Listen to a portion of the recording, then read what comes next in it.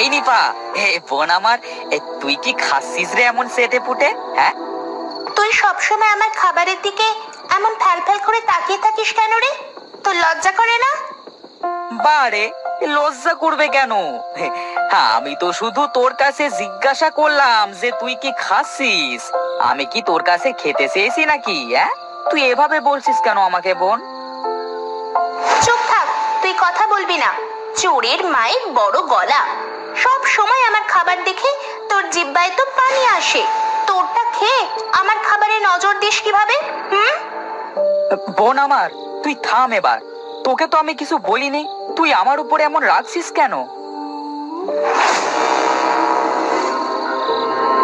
কি রে মাদর ছেলে, তোর আবার কি হলো? কি নিয়ে এত ঝগড়া করছিস আমার মেয়ের সাথে?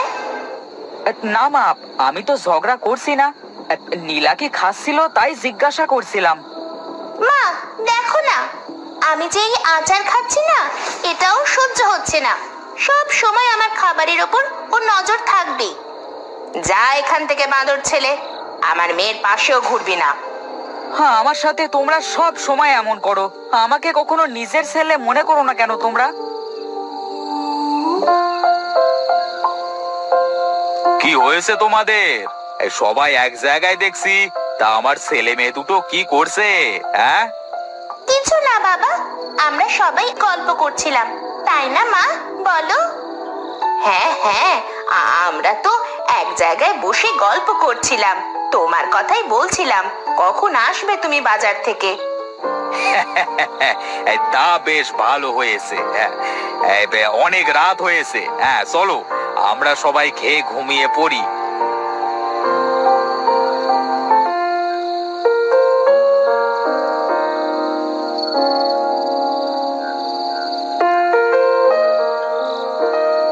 বাবা নীরব, তুই এমন এক কোনায় বসেছিস কেন রে?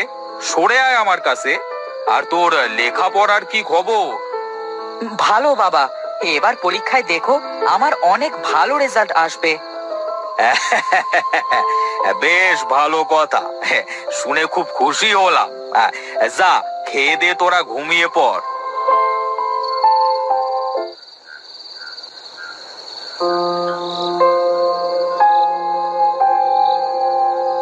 মা, ও মা আমার, কোথায় তুমি?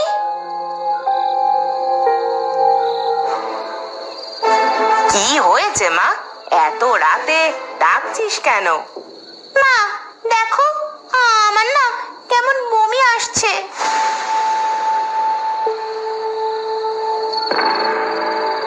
ও মা আমার, কি হলো তোর? আমার মেয়েটার বদ নজর লেগেছে। কতবার মানা করেছি ওই বাঁদর ছেলেটার সামনে কিছু খাবি না। এসব কি কথা বলছো গিন্নি? ওটা তো তোমারও ছেলে। এই চুপ করো তো, বলেছি বেশ করেছি। আমার মেয়েটা কিছু খেতে গেলেই মুখের পরে হুমড়ি খেয়ে পড়বে। মা বিশ্বাস করো, আমি বোনের খাবারে নজর দিইনি। বোনের খাবারে কি কোনো ভাই নজর দিতে পারে বলো?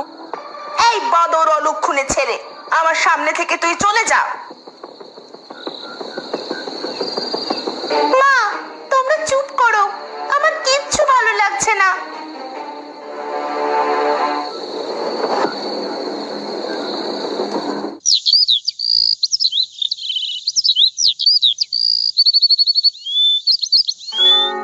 ওগো, আমি এখন কি করব?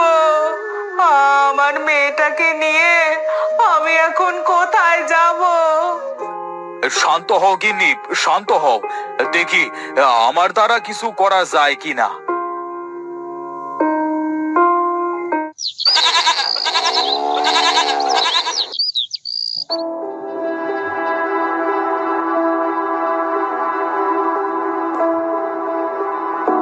আপনার মেয়েকে তো ভালোভাবে চেক আপ করলাম, কোনো রোগ তো দেখতে পাচ্ছি না। ওই ওষুধগুলো দিয়ে গেলাম, হ্যাঁ, খাইয়ে দেখেন কি হয়।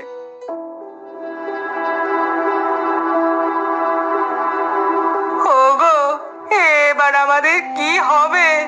এই কয়দিনে তো কত ডাক্তার দেখালাম, কিন্তু আমার মেয়েটা যে সুস্থ হচ্ছে মা, তোমরা ভেবো না, দেখি আমি বোনের জন্য কিছু করতে পারি কিনা।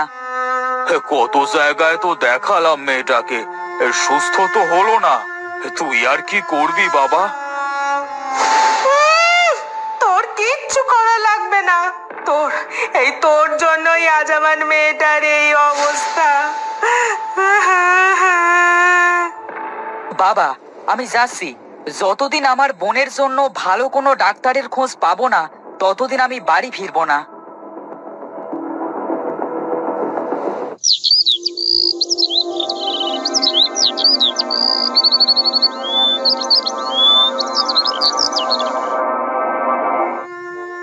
সত্যি কি আমার বোনটার আমার জন্য এমন হলো?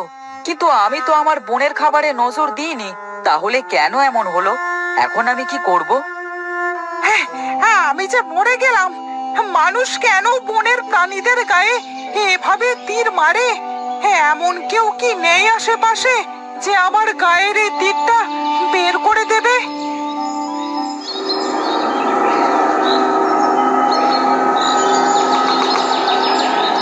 আহারে, কে মেরেছে তোমাকে এভাবে? এত সুন্দর পাখিটাকে কে মারলো? কার মনে দয়া মায়া নেই? দয়া করো পথিক ভাই, দয়া করে আমার শরীর থেকে তীরটা বের করে দাও। আমার যে খুব কষ্ট হচ্ছে।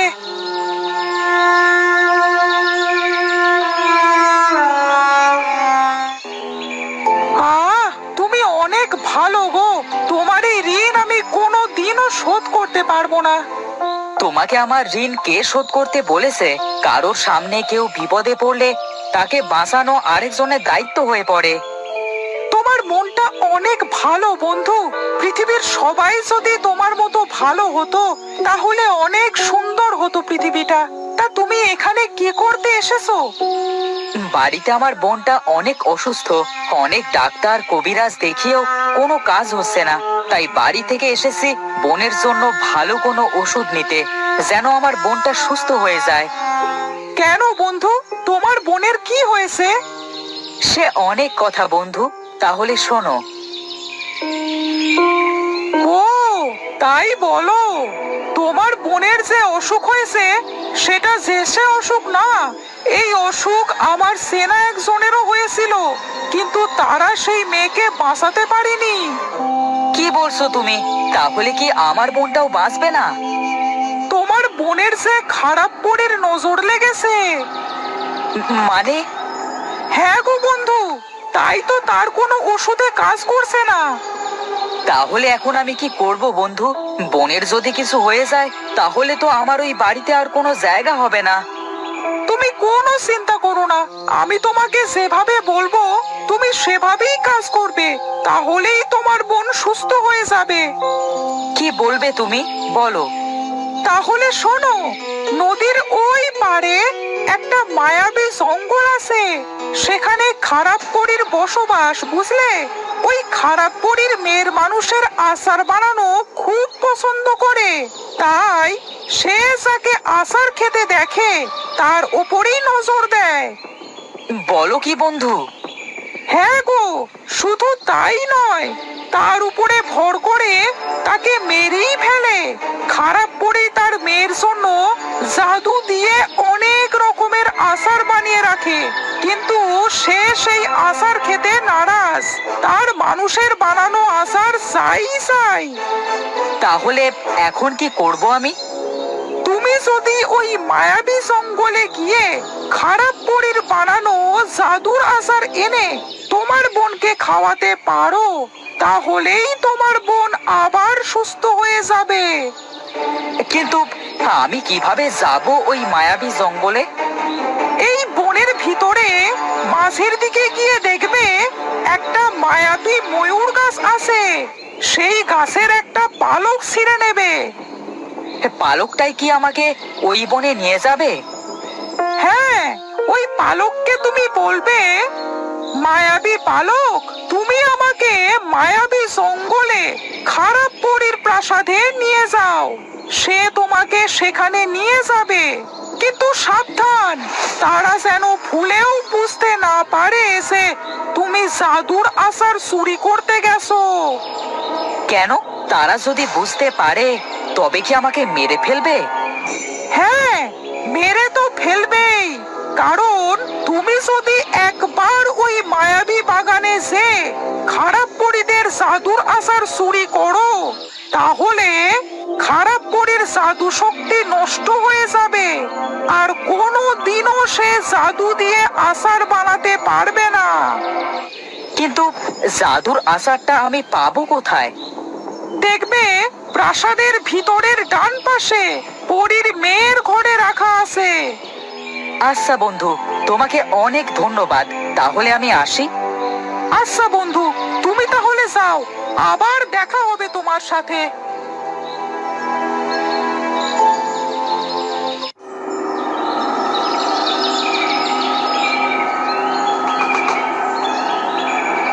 পালক, তুমি আমাকে মায়াবী জঙ্গলে খারাপ পরীর প্রাসাদে নিয়ে যাও।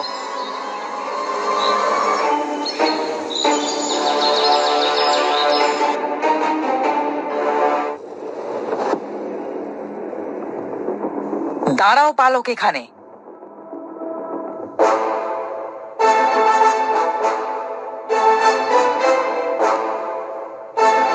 মা, তুমি এভাবে আর বাইরে বাইরে ঘুরো না, না জানি তোমার আবার কখন বিপদ হয়ে যায়। না মা, আমার ঘুরে বেড়াতে খুব ভালো লাগে, আর মানুষকে কষ্ট দিতে তো আরো ভালো লাগে।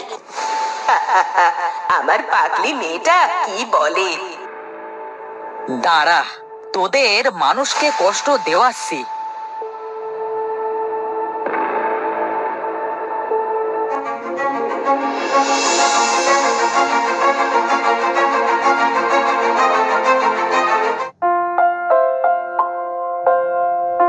পালক, এবার আমাকে আমার বাড়ি দিয়ে এসো।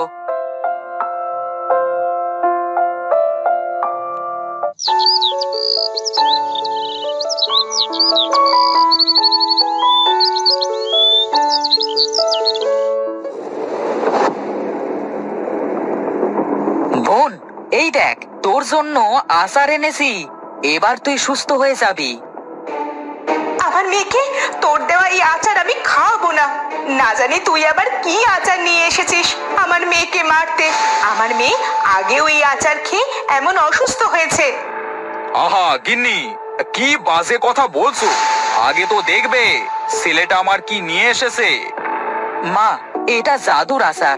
এটা খেলে বোন সুস্থ হয়ে যাবে। আমি তোমাদের সব পরে বলছি, আগে তো বোনকে খাওয়াতে দাও। নে বোন, হাঁ কর, একটু কষ্ট করে খা, দেখবি এখনই সুস্থ হয়ে যাবি।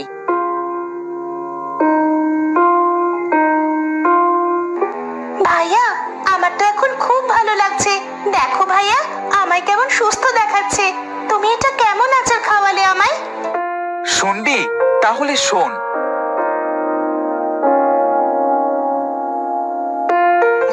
ভাইয়া, তুমি আমার জন্য এত কষ্ট করেছো। ভাইয়া, তুমি আমাকে ক্ষমা করে দাও, আর কোনোদিনও আমি তোমার সাথে খারাপ ব্যবহার করব না। বাবা, তোর কাছে ক্ষমা চাওয়ার মতো মুখ আমার আর নেই। তারপরেও তুই আমাকে ক্ষমা করে দে। তোর প্রতি আমি অনেক অন্যায় করেছি। না মা, তুমি কোনো অন্যায় করোনি। আমি তো তোমার ছেলে, তুমি আমাকে বকতেই পারো। তোমরা সবাই এবার কান্নাকাটি বন্ধ করো। আজ থেকে আমরা আবার সবাই সুখে শান্তিতে বাস করব। হ্যাঁ বাবা, ঠিক বলেছো। আজ থেকে আমরা অনেক ভালোভাবে থাকবো। চল ভাইয়া, আমরা বাইরে খেলতে যাই।